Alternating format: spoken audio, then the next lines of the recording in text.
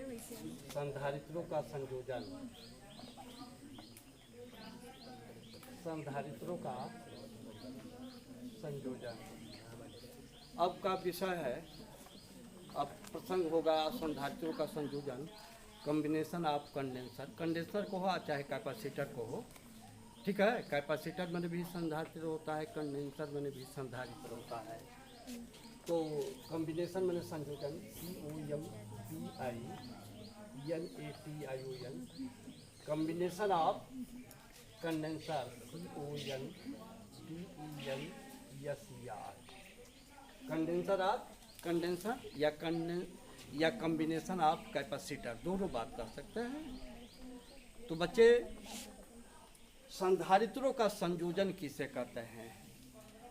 धारिता का मान बढ़ाने के लिए या धारिता का मान घटाने के लिए। धारिता का मान बढ़ाना हो या धारिता का मान घटाना, ऐसे स्थिति में संधारित्र को हम कई संधारित्र को जोड़ते हैं। तो धारिताओं का मान बढ़ाने के लिए, धारिताओं का मान कम करने के लिए संधारित्रों का संयोजन करते हैं। अब यह संयोजन दो प्रकार का होता है, श्रेणी संयोजन और समांतर संयोजन। तो यहाँ पर दो प्रकार का है, एक तो श्रेणी संयोजन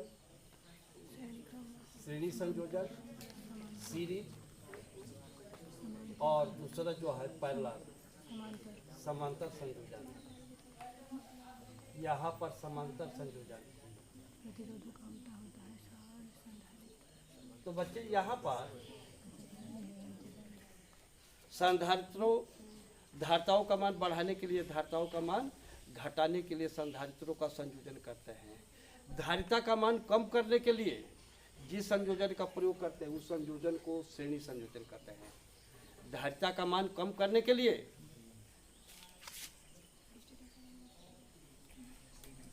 सीरीज कॉम्बिनेशन, यहाँ पर सीरीज कॉम्बिनेशन, और दूसरा क्या है पैरेलल, यहाँ पर पैरेलल कॉम्बिनेशन। तो धारिताओं का मान बढ़ाने के लिए, घटाने के लिए संधारित्रों का संयोजन करते हैं।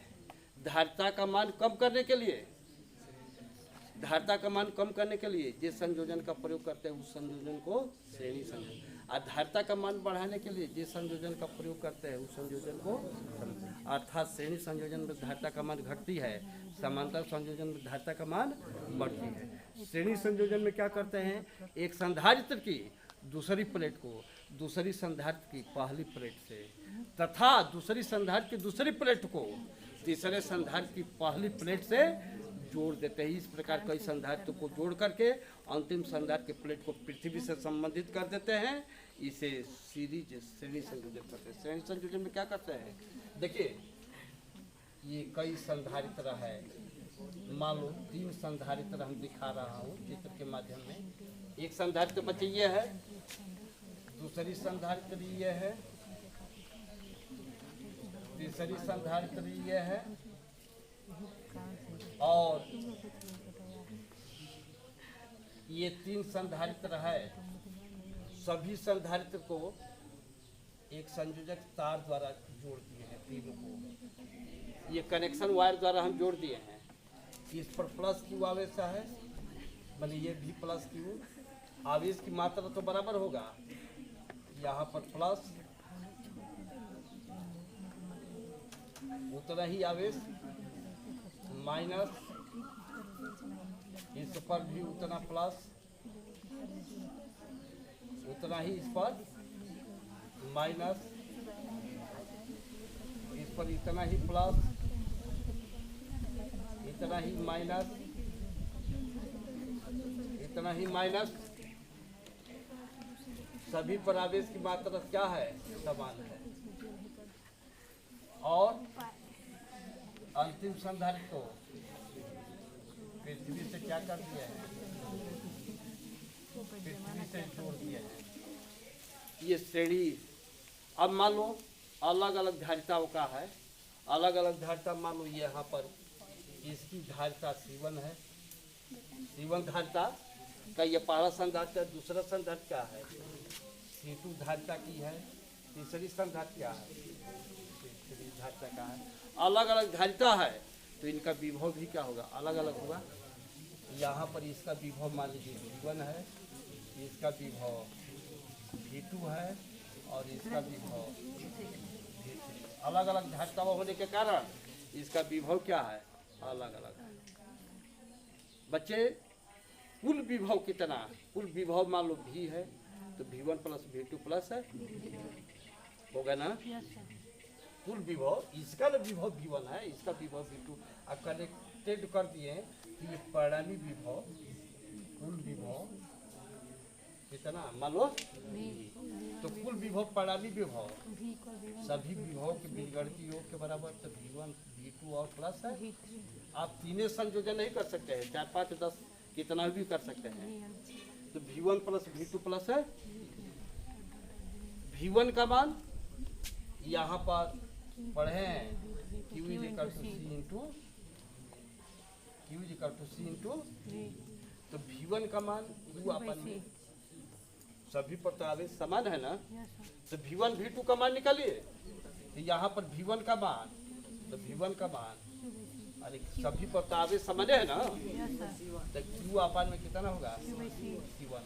V2 का मान Q अपन में जो कि दूसरे की धारिता C2 है। V3 का मान Q अपन में C3। बच्चे यदि परिणामी धारिता C हो तो, यदि परिणामी धारिता तो यहाँ पर यदि परिणामी, ये अलग अलग धारिता है C1 C2, परिणामी धारिता, यदि परिणामी इस संयोजन का परिणामी धारिता क्या हो, तो परिणामी धारिता C हो, तो यहाँ पर V कर दो परिणामी विभव Q अपन में कितना होगा, Q अपन में C होगा ना। आवेश तो प्रत्येक की स्थिति में समान है। ये परिणामी धारिता आप C1 के जगह पर, C1 या C2 या C3 के जगह पर क्या लिखा है C, तो ये परिणामी विभव होगा ना। यहाँ पर इस समीकरण 1 में सारे मान रख दीजिए, समीकरण 1 में सारे मान रख देंगे। तो फ्रॉम इक्वेशन नंबर 1, समीकरण 1 से, तो यहाँ पर ये क्या है, परिणामी विभव। अब परिणामी विभव कितना है Q अपन में C, ये परिणामी धारिता है, इक्वल टू V1 का मान अप्लाई करो, Q1 अपन में कितना, Q1 नहीं Q है ना, और यहाँ पर V2 का मान Q/C2, सभी पर आवेश समान है इसलिए Q1 Q2 नहीं, और ये Q अपन में है। यहाँ पर Q अपन में C इक्वल टू, यहाँ Q कॉमन ले लेंगे तो 1 अपन में C1 प्लस 1 अपन में C2 प्लस 1 अपन में C3 प्लस 1 अपन में C3, Q कट करते हैं, Q और Q कैंसिल हुआ, 1 अपन में C इक्वल टू 1 अपन में C1 प्लस 1 अपन में C2 प्लस 1 अपन में C3 हो गया ना। यहाँ पर बचे, यदि 3 के जगह पर 4 5 और हो, या N प्लेट लगी हो, N धारिता लगे हो, N संधारिता लगे हो, N 5 भी हो सकता है, 6 भी हो सकता है, 10 भी हो सकता है। उस स्थिति में अथवा 1 अपन में C, 1 अपन में C इक्वल टू 1 अपन में C1 प्लस 1 अपन में C2 प्लस 1 अपन में C3 प्लस 1 अपन में कितना C4 और प्लस डैश डैश 1 अपन में Cn होगा ना। N प्लेट लगी है तो N लगी है तो Cn, ये 5 10 भी हो सकता है, ठीक है ना। यहाँ पर ये CS लिख सकते हैं, CS माने सीरीज के लिए, ये सीरीज श्रेणी क्रम में जुड़े हुए संधारित्र की ये तुल्य धारिता है, अर्थात श्रेणी क्रम में जुड़े हुए संधारित्र की तुल्य धारिता।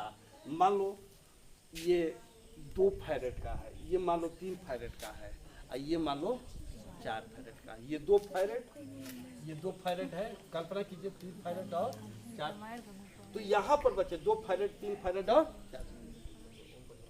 अलग अलग धारिताओं को ये 2 फैरेड 3 फैरेड और 5 4 फैरेड के जोड़े हैं, तो जो परिणामी धारिता होगी, जो परिणामी धारिता होगी इससे भी कम होगा। जो सबसे कम जुड़ा है, तीनों में सबसे कम क्या है?